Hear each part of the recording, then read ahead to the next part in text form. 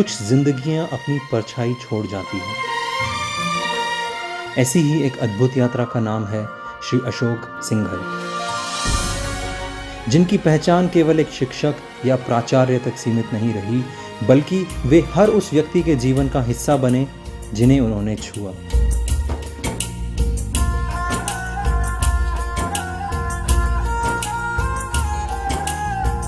पूरे 35 वर्षों तक राजस्थान की सरकारी शिक्षा प्रणाली में सेवा देने वाले श्री सिंघल का सफर केवल चौक और ब्लैक बोर्ड तक सीमित नहीं रहा। उन्होंने बच्चों को पढ़ाया, युवा दिलों को दिशा दी और परिवार व समाज को मूल्य दिए। आज हम एक ऐसे युग को सेवानिवृत्त होते हुए देख रहे हैं जहां ईमानदारी, कर्तव्यनिष्ठा और मानवीय संवेदनाएं किसी पद से नहीं बल्कि व्यक्ति के व्यक्तित्व से जुड़ी होती है। आइए थोड़ा गहराई में जानते हैं मिस्टर अशोक सिंघल का सफ़र कहां से आरंभ हुआ।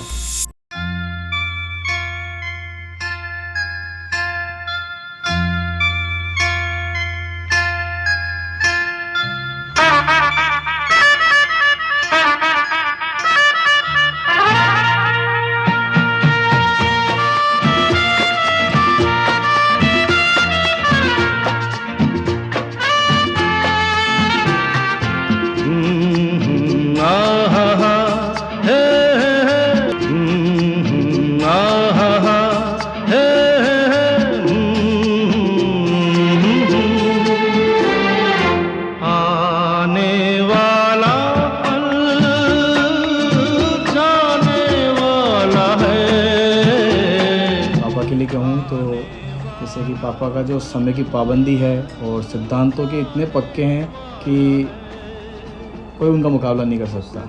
अनुशासन के प्रति तो इतने ज़्यादा स्ट्रिक्ट है वो कि अगर उनके सामने कुछ ऐसी चीज़ हो रही है वो बर्दाश्त नहीं कर सकते। मतलब सुबह टाइम से उठना, टाइम से नहाना धोना, मंदिर जाना और मिनट की एक्यूरेसी के साथ स्कूल पहुंचना।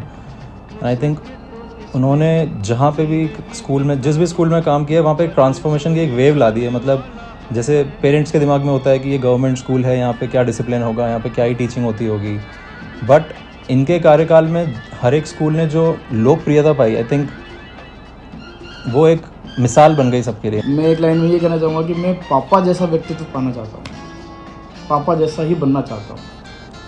जैसे बॉलीवुड इंडस्ट्री में अमिताभ बच्चन, शाहरुख खान जैसे अभिनेता एक सेंचुरी में एक ही होते हैं जैसे बोलते हैं। आई थिंक मेरी पर्सनल लाइफ में जो मैंने देखा है एक इंसान, वो पापा है मेरे। और अगर मैं सोचता हूँ कि उनके जैसा अगर मैं 20% भी बन पाया, उनका डिसिप्लिन, उनका ऑनेस्टी, लॉयल्टी, उनका पैशन, अगर 20% भी मेरे अंदर वो आ गया तो मैं खुद को बहुत भाग्यशाली मानूंगा। अब हमें उनकी वही देखभाल करनी है और हमें वो रोल निभाना है जो उन्होंने अभी तक हमारे लिए निभाया। वो पापा, मेरे पापा, मतलब वो हमेशा हमारे हीरो रहे हैं और आज भी हीरो हैं, हमेशा रहेंगे। मगर जब ये सोचता हूँ कि वो डिपेंडेंट होने वाले हैं हमारे ऊपर, तो ये सोच के डर लगता है कि एज के साथ साथ वो फैक्टर, और ये तो शाश्वत सत्य है, इसको कोई बदल नहीं सकता। बट मैं ये दुआ करूँगा कि हम दोनों जो हैं कंधे से कंधा मिलाकर अपने पापा के साथ खड़े रहेंगे और उनको ऐसा कभी नहीं लगने देंगे कि मैं रिटायर हो गया हूँ, मेरे पास काम नहीं है। हम उनको बिजी रखेंगे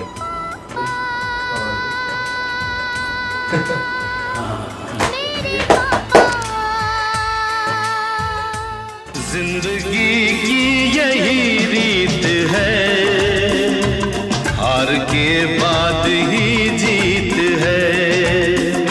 जिंदगी की यही रीत है, हार के बाद ही जीत है। जिंदगी की यही रीत है, हार के बाद ही जीत है। थोड़े आंसू हैं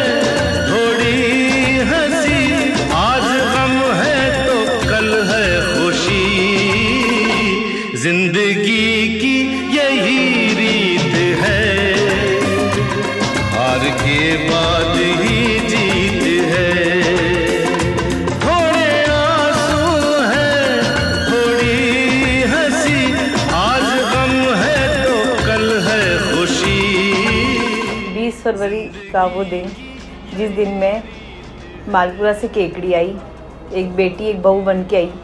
लेकिन यहाँ आके आज मेरी शादी को 7 साल हो गए, मुझे कभी ऐसा नहीं लगा कि मैं इस घर की बहू हूँ। मम्मी पापा ने इतना प्यार दिया तो मुझे ऐसा लगता है कि मैं इस घर की बेटी हूँ। एक मायका छोड़ के आई, लेकिन ससुराल नहीं, दोबारा मायके में आई हूँ।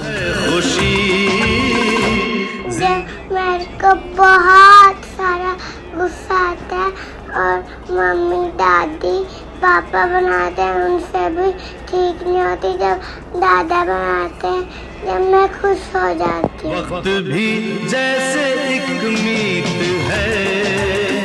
शादी को मेरी 4 साल हो गए इस घर में, बट पापा का एक फ़ेज़ मैंने 4 साल में पहली बार देखा जब पापा हैदराबाद आए थे। अभी वहाँ पर उनका मैंने वो फेज़ देखा जहाँ वो स्विमिंग भी जा रहे हैं, कैरम भी खेल रहे हैं, स्पोर्ट्स में मतलब पापा का पूरा एक नया लुक देखा मैंने। यहाँ पर सिर्फ एक ही लुक देख रखा है कि बस स्कूल एंड घर पे सबके साथ में बातें करना, तो वो मेरे लिए एक पूरा नया एक्सपीरियंस था।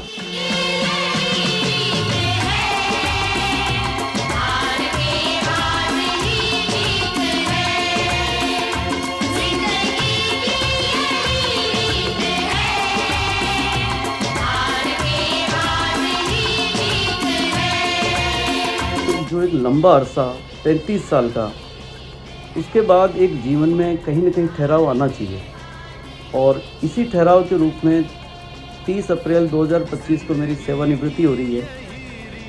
तो एक वो राजकीय सेवा के निवृत्ति के बाद अब मेरी पारिवारिक जिम्मेदारी ज़्यादा बन जाती है, और मैं प्रयास करूँगा कि परिवार को ज़्यादा से ज़्यादा समय दूँ, धार्मिक कार्य में लगूँ, और जो ईश्वर ने खुशियाँ दी है उन खुशियों का मैं आनंद ले सकूं।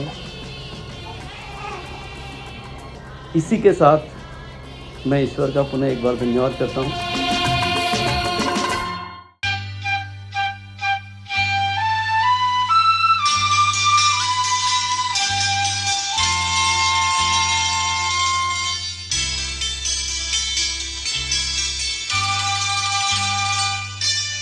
ये लम्हे ये पल हम बरसों याद करेंगे, ये मौसम चले गए तो हम फरियाद करेंगे।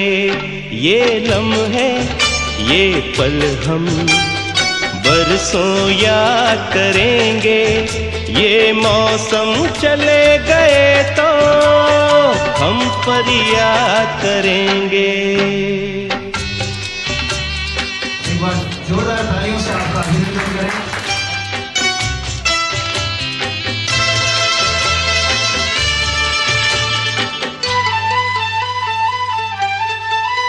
इन सपनों की तस्वीरों से, इन यादों की जंजीरों से, मुझे 35 साल हो गए इनके साथ रहते हुए। मेरा वैवाहिक जीवन और और मैंने पति रूप में जिया है, और आप लोगों ने अपने बड़े भाई शिक्षक और उसके रूप में जिया है।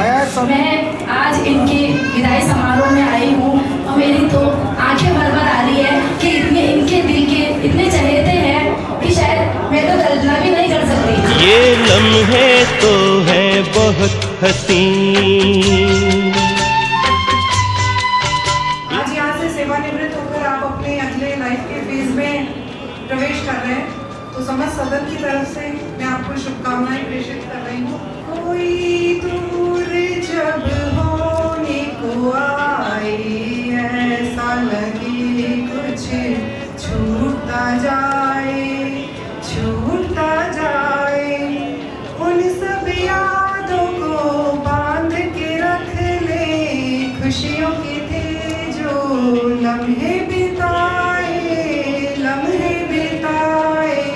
कोई दूर जब होने को आए, ऐसा लगे कुछ छूटता जाए, छूटता जाए। आप देखो सिंगल साहब आपने सामने बैठे है, कतरा लाडला लग रही है। ये 60 साल का लग रही है कि कतरा रूपड़ा लग रही है। आंखों में लेके आंसुओं की धार, दिल में सजा के सपने हजार। ऐसा बैठो बॉबी जी, मेरा गाना सुन के दो, शादी हुई यार, मैं रात भर जग के गाना गा रहा। बड़ी बड़ी कंपनियों के मालिक सीईओ रह चुके, वैसा समारोह कराने का मौका दिया और वैसा ही कार्यक्रम आपके प्रधानाचार्य के कार्यकाल में हुआ। वो एक केकड़ी की भूमि पर एक ऐतिहासिक था। मैं ईश्वर का शुक्रगुजार हूँ, मैं स्वस्थ रहूँ, हमेशा आपके दिलों में रहूँ। आपको जब भी मुझे कहीं मेरी आवश्यकता हो, मैं आपके बीच में रहूँ। इन्हीं आशाओं के साथ ईश्वर से कामना करता हूँ कि मेरे परिवार का, समाज का मुझे मार्गदर्शन योगदान मिले। धन्यवाद। ये मौसम चले गए तो हम पर याद करेंगे, ये लम्हे ये पल हम बरसों याद करेंगे। ये मौसम चले गए तो हम पर याद करेंगे, ये लम्हे ये पल हम बरसों याद करेंगे। ये मौसम चले गए